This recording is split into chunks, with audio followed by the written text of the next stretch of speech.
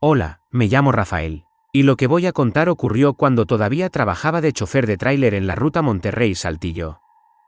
Llevo años recorriendo carreteras, pero lo que viví en ese tramo me cambió para siempre. El lugar maldito. Todos los camioneros conocemos esa curva. Está en plena sierra, a la altura del kilómetro 54, y siempre envuelta en niebla. Es cerrada, peligrosa, y cada mes hay reportes de accidentes graves. Los viejos del gremio le pusieron la curva del diablo, porque no importa cuánto cuidado tengas, siempre pasa algo raro ahí, frenos que fallan sin razón, autos que aparecen de la nada, luces que se apagan solas. Esa noche, yo llevaba un cargamento de acero rumbo a Saltillo. Eran las 2:30 de la madrugada. La carretera estaba desierta y la neblina no me dejaba ver más allá de 5 metros. Decidí detenerme un momento antes de entrar a la curva, porque la fatiga me estaba venciendo. Apagué el motor, me recliné en el asiento y cerré los ojos. Fue entonces cuando escuché un golpe fuerte, metálico, en la caja del tráiler. Las manos en la caja.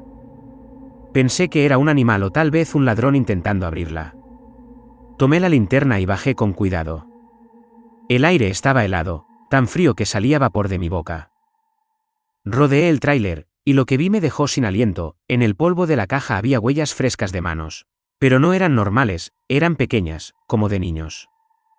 No había nadie alrededor. Revisé con la linterna hasta los matorrales, pero la carretera estaba desierta. Volví a subir al tráiler, cerré bien las puertas y arranqué. Lo único que pensaba era en salir de ahí cuanto antes. El auto rojo. Apenas retomé la marcha, un coche rojo apareció frente a mí, avanzando despacio en la misma dirección. Toqué la bocina varias veces porque iba en zigzag, como si el conductor estuviera borracho o dormido. Intenté rebasarlo.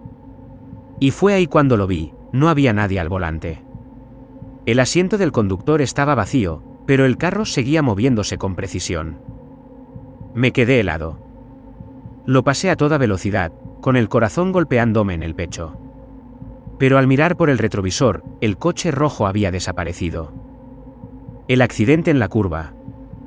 Unos minutos después vi luces azules y rojas iluminando la niebla. Varias patrullas y una ambulancia estaban detenidas justo en la curva. Frené y bajé a preguntar. Lo que vi me paralizó, un auto rojo, destrozado, calcinado, con los cuerpos de una familia entera adentro. El olor a carne quemada me revolvió el estómago. Uno de los paramédicos cubría los cuerpos con mantas, y un policía me miró de reojo. Me acerqué y le pregunté qué había pasado. Un accidente, me dijo. El mismo coche, la misma familia, siempre en la misma curva. ¿Cómo que siempre? Le respondí. Este carro lleva chocando aquí más de 20 años, me susurró. Cada cierto tiempo, lo volvemos a encontrar igualito, como si repitieran su muerte una y otra vez. El número 27. No dormí en toda esa noche. Al día siguiente, mientras revisaba el tráiler, noté algo extraño pintado en la parte trasera con carbón o grasa negra, un número enorme, 27. Pensé que era una broma, hasta que pregunté en la gasolinera más cercana.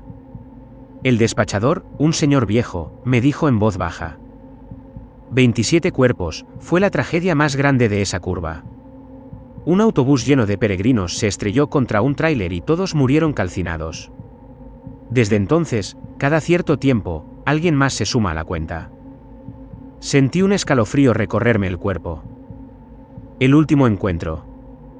Un mes después, volví a pasar por esa ruta. Era de día, con sol, y me dije a mí mismo que todo había sido sugestión. Cuando llegué a la curva, respiré profundo y forcé a mirar con calma. Fue entonces cuando lo vi, en el muro de contención había una frase pintada con letras negras. Nos falta uno. El sudor me corrió por la frente. Aceleré sin mirar atrás, pero desde ese día, cada vez que conduzco de noche, tengo la sensación de que ese coche rojo me sigue a lo lejos, esperándome. Y sé que tarde o temprano, intentarán que yo sea el que falta en su lista. Hola, me llamo Rafael, y esto que les voy a contar ocurrió durante unas vacaciones en un pequeño pueblo del norte de México, cerca de la Sierra Madre. Nunca pensé que un viaje pudiera cambiarme tanto, pero lo que viví allí todavía me persigue. El pueblo olvidado. Todo comenzó cuando mi esposa y yo decidimos recorrer pueblos pequeños, alejados de los caminos turísticos. Llegamos a un lugar que parecía detenido en el tiempo, casas de adobe, calles de tierra, y apenas unos cuantos habitantes que nos miraban con curiosidad. Nos hospedamos en una antigua posada que parecía sacada de otra época. La dueña, una mujer mayor con voz apagada, nos entregó la llave y solo dijo: «Cuídense de los caminos al caer la tarde. Algunos lugares no perdonan a los que no los respetan». No entendí bien lo que quiso decir, pero lo anoté en mi mente. El sendero del río. Al día siguiente, decidimos caminar hacia un pequeño río que cruzaba el pueblo. El paisaje era hermoso, pero algo se sentía extraño, los árboles parecían susurrar, y a cada paso, el agua murmuraba un sonido que no era solo corriente. Mi esposa, sonriente, tomaba fotos, pero yo no podía quitar la sensación de que nos observaban. Al llegar a una curva del río, notamos piedras apiladas en forma de pequeñas torres. Me agaché a mirar y vi nombres grabados en algunas: Rosa, Juan, Lucía. Cada uno acompañado de una fecha, todas antiguas, algunas de hace más de 50 años. Sentí un escalofrío. «¿Qué es esto?», pregunté. «No lo sé», dijo mi esposa, «pero da mal rollo. La cabaña abandonada». Decidimos regresar por un sendero diferente. Entre los árboles, vimos una cabaña derruida, apenas en pie. Algo me impulsó a acercarme. La puerta estaba entreabierta, y al entrar, un olor fuerte a madera podrida y tierra húmeda nos golpeó. Dentro, el suelo estaba cubierto de hojas y polvo, pero en la pared había un mural pintado a mano, representando figuras humanas en posiciones de miedo, como si estuvieran huyendo de algo invisible. De repente, un golpe seco resonó en el techo. Mi esposa gritó, y yo sentí que algo me empujaba hacia atrás. No había nadie, no se movía el aire, y sin embargo, la sensación de peligro era real. El hallazgo. Nos acercamos a una mesa vieja en la esquina. Allí encontramos un cuaderno con hojas amarillentas. En él había relatos escritos con letra temblorosa, de personas que vivieron en el pueblo décadas atrás. Todas hablaban de desapariciones, extrañas apariciones en el río, y luces que se movían solas por la sierra. Pero lo que me dejó helado fue la última página. Escrita con tinta negra y fresca estaba la frase: «No deberían haber venido, ahora son parte de nosotros». Mi esposa quiso salir corriendo, pero cuando giramos hacia la puerta, esta estaba cerrada. La empujamos, pero no cedía. Algo, invisible, nos bloqueaba la salida. La huida. Después de unos segundos que parecieron eternos, la puerta cedió de golpe. Salimos corriendo sin mirar atrás. Durante la carrera, escuchamos risas y murmullos que se mezclaban con el viento. Cuando llegamos al pueblo, nadie nos miraba. Los pocos habitantes que vimos continuaban con sus labores como si nada pasara. Al regresar a la posada, la dueña nos esperaba. Nos miró fijamente y dijo: «Nunca deberían haber entrado en la cabaña del río. Todos los que lo hacen, dejan algo atrás». No entendí hasta que al entrar a nuestra habitación vi algo en la pared, una sombra en forma humana, grande, que se movía lentamente, y detrás, un grupo de figuras diminutas, como niños, observándonos desde la oscuridad. El regreso. Salimos del pueblo al amanecer. Desde entonces, cada vez que cierro los ojos, veo la cabaña, escucho las risas, y siento que algo nos sigue, una presencia que se quedó esperando que regresáramos. Mis vacaciones terminaron, pero la sensación de que algo nos marcó, nunca se fue. Hola, me llamo Jorge, y lo que voy a contar me pasó hace unos años, durante un viaje de fin de semana con unos amigos a una zona montañosa en el centro de México. Nunca imaginé que algo tan sencillo como acampar pudiera convertirse en una pesadilla que todavía me sigue persiguiendo. La llegada a la montaña. Éramos 4 amigos, mi esposa, Ana, y 2 compañeros de trabajo. Decidimos ir a un paraje poco conocido, rodeado de bosques y caminos estrechos de tierra. Llegamos al lugar al mediodía, con el sol brillante, y todo parecía perfecto: aire fresco, pájaros cantando y un río cristalino que cruzaba el valle. Armamos nuestras tiendas cerca del río y preparamos la comida. A medida que avanzaba la tarde, notamos algo extraño: árboles altos, perfectamente alineados, como si alguien los hubiera plantado con un propósito. Y entre ellos, había senderos que se adentraban en la montaña, oscuros y silenciosos, sin rastro de animales ni viento. La primera noche. Esa noche, mientras cenábamos alrededor de la fogata, escuchamos un canto suave, casi hipnótico, que venía desde lo profundo del bosque. Era un sonido melódico, humano, pero con un timbre extraño, como si varias voces se mezclaran en una sola. Decidimos ignorarlo y meternos en las tiendas. Sin embargo, a las 3 de la mañana, desperté sobresaltado. Afuera, la niebla había bajado y cubría todo el valle. Entre la bruma, vi figuras oscuras moviéndose lentamente cerca de nuestra fogata. Eran altas, delgadas, con extremidades demasiado largas y movimientos rígidos. Cuando intenté despertar a Ana, las figuras desaparecieron. El sendero prohibido. Al día siguiente, decidimos explorar uno de los senderos que habíamos visto. Caminamos unas horas hasta llegar a un claro con piedras negras apiladas en forma de círculo. En el centro, había una cueva pequeña, apenas visible entre raíces y ramas. Un cartel antiguo y desgastado estaba clavado en un árbol. Aquí no entréis. Los que entran, nunca regresan igual. Mi instinto me decía que era una broma o superstición, pero la curiosidad me empujó a mirar dentro. La cueva estaba completamente oscura, con un olor a tierra mojada y algo más, un aroma metálico, como sangre vieja. Escuché un susurro apenas audible. «Jorge». Me giré rápidamente, pero mis amigos estaban lejos, sin escuchar nada. Sentí un frío intenso que me recorrió la espalda y decidí retroceder, aunque con dificultad, porque parecía que el sendero se alargaba más de lo normal, como si la montaña misma estuviera cambiando para atraparme. El regreso imposible. Al intentar volver al campamento, nos perdimos.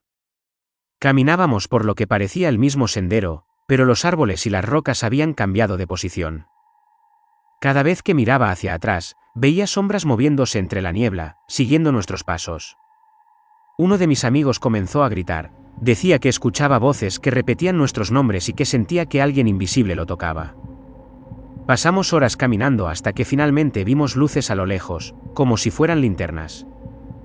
Corrimos hacia ellas, pero al acercarnos, eran nuestras propias linternas, que habíamos dejado en el campamento la noche anterior, ahora tiradas en el suelo y apagadas.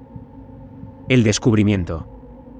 Desesperados, decidimos volver a la cueva. Pensamos que podría haber una salida secreta hacia otro sendero. Dentro, descubrimos símbolos pintados en las paredes con un pigmento negro, figuras humanas atrapadas dentro de círculos, y nombres escritos que reconocimos. Eran los nombres de personas desaparecidas en la montaña. Algunos de nuestros propios conocidos de años atrás. Al fondo de la cueva había una inscripción. Quien entra en la montaña, deja algo atrás. Quien mira demasiado, se queda para siempre. Sentí un escalofrío. De repente, la figura de una mujer apareció entre la niebla dentro de la cueva, con ojos completamente negros, llamándonos por nuestros nombres. Corrimos fuera, tropezando con raíces y piedras. El regreso al mundo real. Finalmente llegamos al campamento. Todo parecía normal, como si la montaña nunca hubiera estado tan oscura ni tan silenciosa. Sin embargo, al recoger nuestras cosas, vimos algo que nos heló la sangre, nuestras huellas estaban duplicadas, como si alguien más hubiera caminado con nosotros durante todo el camino de regreso. Desde ese día, cada vez que Jorge mira fotos de ese viaje, nota figuras extrañas en los bordes de las imágenes, sombras alargadas, ojos brillando en la distancia. Y Ana dice que, a veces, siente que alguien la observa mientras duerme. Con un susurro que llama su nombre. Hola, me llamo Esteban, y lo que voy a contar me pasó hace unos años. Durante un viaje de fin de semana con unos amigos a explorar un antiguo monasterio abandonado en el centro de México. Nunca imaginé que un lugar así pudiera cambiar la forma en que veía la realidad. El monasterio olvidado. Habíamos escuchado rumores de un monasterio que llevaba cerrado más de 50 años. Se decía que los monjes que vivieron allí practicaban rituales extraños, y que quienes se acercaban por curiosidad sentían presencias que los seguían incluso fuera del lugar. Llegamos al monasterio al mediodía. El edificio estaba rodeado de un muro alto, cubierto de hiedra, con puertas de madera enormes y podridas por el tiempo. Dentro, todo estaba cubierto de polvo y telarañas. Las paredes tenían inscripciones en latín, y el aire olía a humedad y cera quemada. El descubrimiento del sótano. Mientras explorábamos las salas principales, encontramos una trampilla de madera en el suelo. Estaba cerrada con un viejo candado oxidado, pero logramos abrirlo con una barra de metal. Al bajar, el aire cambió, era más frío, más denso, y olía a tierra húmeda y metal. El sótano estaba lleno de estantes con libros antiguos y frascos con líquidos de colores extraños. Algunos tenían restos de órganos humanos, conservados de manera macabra. Nos miramos, sin poder creer lo que veíamos. Al fondo, había una puerta de hierro con símbolos grabados, círculos, cruces y figuras humanas retorcidas. Las voces. Decidí abrir la puerta, y al hacerlo, un viento helado nos golpeó. Dentro había un pasillo estrecho, con paredes cubiertas de símbolos y palabras en un idioma que no entendíamos. Comenzamos a escuchar murmullos, primero suaves, luego más claros. Parecían venir de todas partes, y cada vez que nos movíamos, las voces parecían seguirnos. Uno de mis amigos gritó al ver una sombra moviéndose en la esquina, y de repente, una risa desgarradora resonó por todo el pasillo. No podíamos ver de dónde venía, pero sentíamos que alguien invisible caminaba detrás de nosotros, observándonos. La desaparición. Al llegar al final del pasillo, encontramos una sala grande, con un altar en el centro. Sobre él había un libro enorme, cubierto de polvo, con símbolos que brillaban levemente a la luz de nuestras linternas. Cuando me acerqué, sentí un dolor agudo en la cabeza, y una voz dentro de mi mente dijo: «Tú serás el próximo». Di un paso atrás, y al mirar a mis amigos, uno de ellos ya no estaba. Grité su nombre, pero solo escuché el eco. Corrimos hacia la salida del pasillo, pero parecía que la construcción misma había cambiado. Las puertas estaban en lugares distintos, los muros se movían y los símbolos ahora aparecían en todas partes, como si el monasterio nos estuviera atrapando. El sacrificio. Finalmente encontramos la salida principal, pero antes de salir, algo nos bloqueó el camino, una figura alta, envuelta en túnicas negras, con ojos completamente blancos. Nos señaló con un gesto y dijo con voz grave: «Solo uno puede irse». Antes de que pudiéramos reaccionar, sentí que alguien me empujaba hacia adelante. Cuando miré atrás, vi que mi amigo desaparecido estaba de rodillas frente a la figura, con los ojos vacíos y la piel pálida. Grité, pero fue como si la figura lo absorbiera, y luego desapareció con un estallido de viento helado. El escape y las consecuencias. Salimos corriendo del monasterio, jadeando y aterrados. Al mirar atrás, el edificio parecía normal, intacto, como si nunca hubiéramos entrado. Nadie en el pueblo que nos escuchaba creía nuestra historia. Desde aquel día, cada vez que cierro los ojos, siento que algo me observa. A veces escucho susurros en la casa, o veo sombras al borde de mi visión. He cambiado mi rutina, evito lugares antiguos y me rehúso a hablar de lo que pasó. Pero sé que aquel monasterio, y la figura que eligió a mi amigo, todavía nos sigue buscando.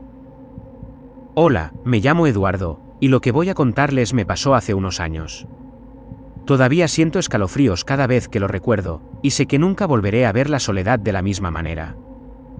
Día 1, la llegada. Llegué a la Sierra de Oaxaca con la intención de desconectarme del mundo. La idea era simple: caminar, acampar, escribir en mi cuaderno y respirar aire fresco. Llegué al pequeño pueblo al atardecer. Todo parecía perfecto: casas de piedra, gente amable, niños jugando en la plaza. El dueño del hostal donde me quedé, un hombre viejo con ojos cansados, me advirtió en voz baja: «Si vas a subir a la montaña, no lo hagas después del mediodía. Algunos caminos no devuelven a los que se pierden».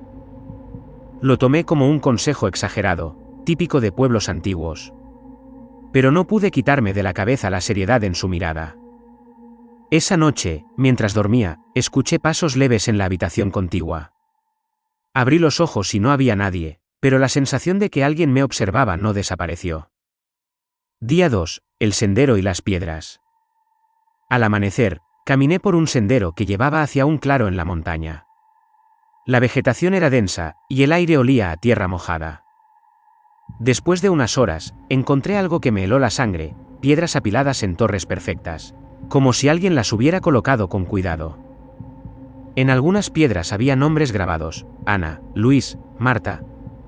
Nombres que reconocí de historias que había escuchado sobre desaparecidos en la sierra. Sentí un escalofrío recorrer mi espalda. Mientras miraba alrededor, escuché un susurro que parecía venir del viento. Eduardo. Giré rápidamente, pero no había nadie. Solo las sombras de los árboles moviéndose, alargadas y distorsionadas por el sol. Día 3, el campamento. Decidí acampar cerca del río, donde el terreno era más plano. Monté la tienda y encendí una fogata. Esa noche, mientras escribía en mi cuaderno, escuché un crujido detrás de la tienda. Abrí la cremallera y vi una figura pequeña, delgada, con ojos completamente negros, mirándome desde la sombra de los árboles. Intenté gritar, pero no salió ningún sonido. La figura desapareció antes de que pudiera reaccionar. Esa fue la primera vez que entendí que no estaba solo, aunque la montaña parecía desierta. Día 4, la cabaña abandonada. Caminando por el bosque, encontré una cabaña de madera que parecía abandonada desde hacía décadas. La puerta estaba entreabierta y olía a humedad y madera podrida. Al entrar, vi paredes cubiertas de símbolos extraños y dibujos de figuras humanas retorcidas. En una esquina, había un cuaderno viejo. Lo abrí y vi algo que me paralizó.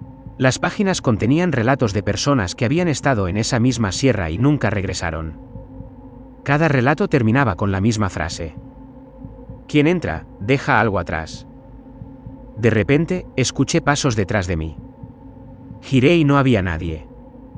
Cuando volví a mirar el cuaderno, algunas palabras habían cambiado, como si alguien estuviera escribiendo mientras yo leía. Día 5, la desaparición de los caminos. Al intentar regresar al campamento, me perdí.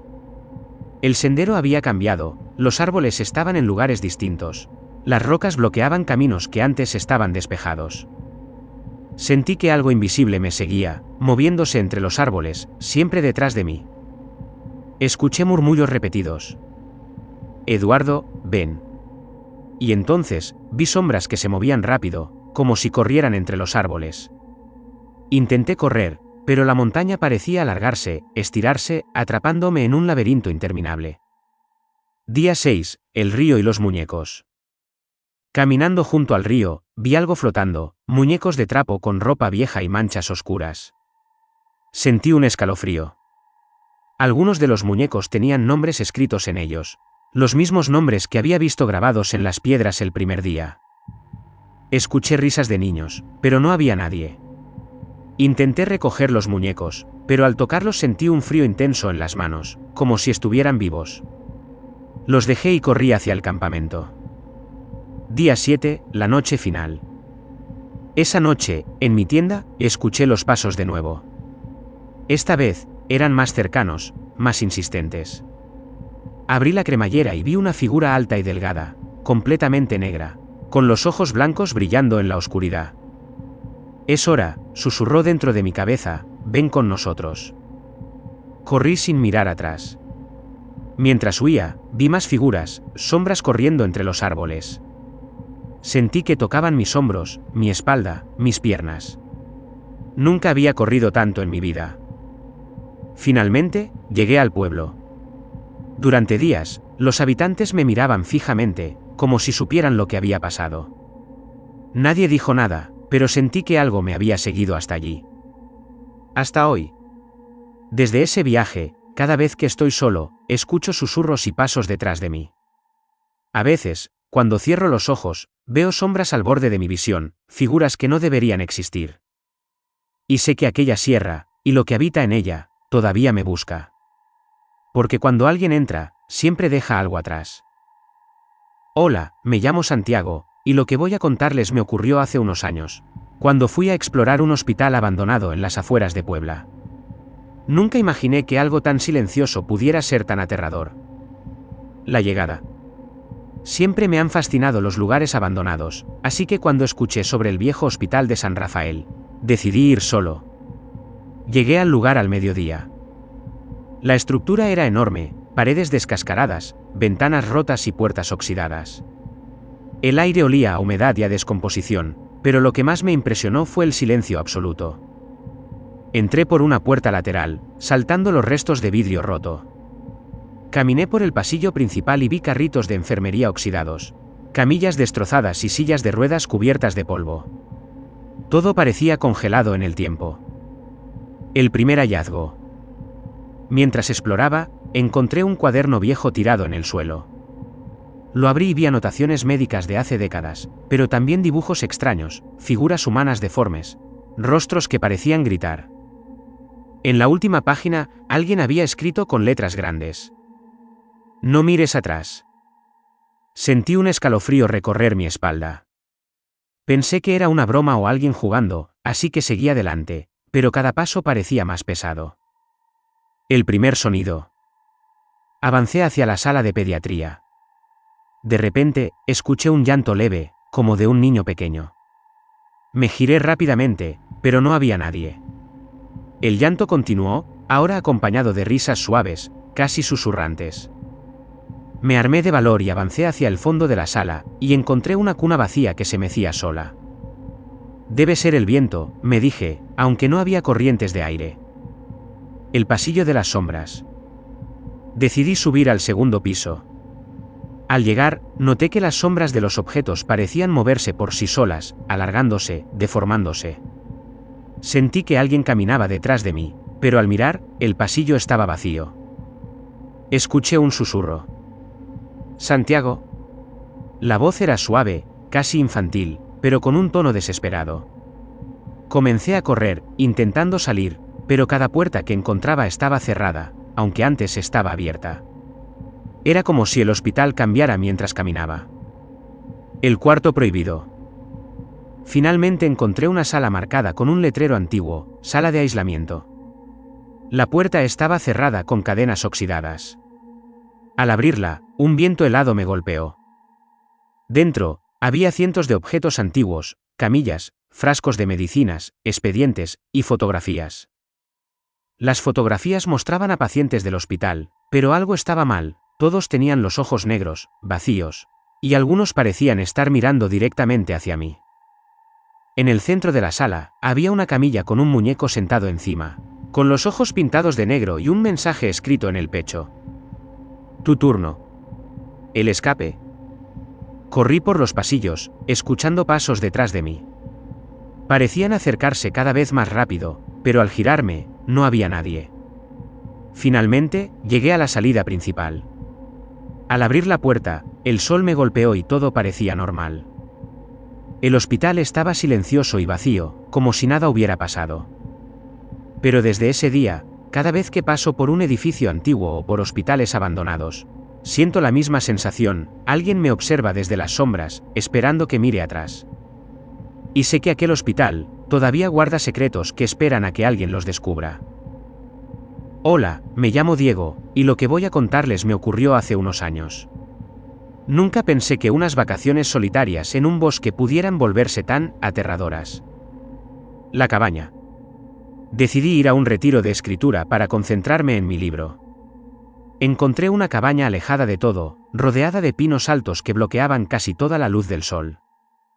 Llegué al mediodía, cargando mis cosas, y noté algo extraño: el camino estaba lleno de hojas caídas, pero no había rastros recientes de ruedas o huellas de personas. La cabaña era rústica, con muebles viejos y un aire polvoriento.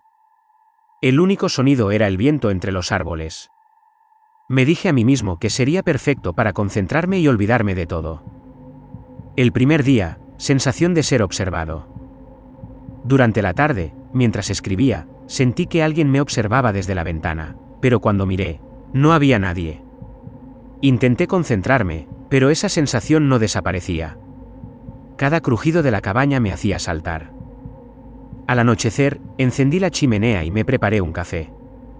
Escuché pasos afuera, lentos, como si alguien caminara alrededor de la cabaña. Me acerqué a la puerta, la abrí y no había nadie. Solo el bosque, oscuro y silencioso, pero con un viento que parecía susurrar mi nombre. «Diego. Diego». La primera noche. Esa noche apenas pude dormir. Cada vez que cerraba los ojos, veía sombras moviéndose entre los árboles, reflejadas en la ventana. A veces sentía un toque leve en mi hombro, como si alguien me rozara mientras dormía. Me levanté varias veces, pero no había nada. Al amanecer, encontré algo extraño, ramas colocadas en el suelo frente a la cabaña, formando un círculo perfecto. No había señales de que alguien más hubiera estado allí, y aún así, estaba allí. El segundo día, descubrimientos inquietantes. Decidí salir a caminar por el bosque. Mientras avanzaba, encontré pequeños muñecos de trapo colgados de los árboles, con rostros pintados torcidos y nombres escritos en ellos. Algunos tenían mi nombre, Diego. Sentí un escalofrío, pero seguí caminando, intentando racionalizarlo. Más adelante, hallé una cabaña abandonada aún más vieja, con ventanas tapiadas y símbolos pintados en la madera. Al acercarme, escuché risas suaves, como de niños jugando, pero ningún sonido provenía del interior. El tercer día, las voces y los susurros. Esa noche, mientras escribía, escuché voces suaves que repetían mi nombre, entrando incluso en mi mente. Diego, ven. Intenté gritar, pero mi voz no salía.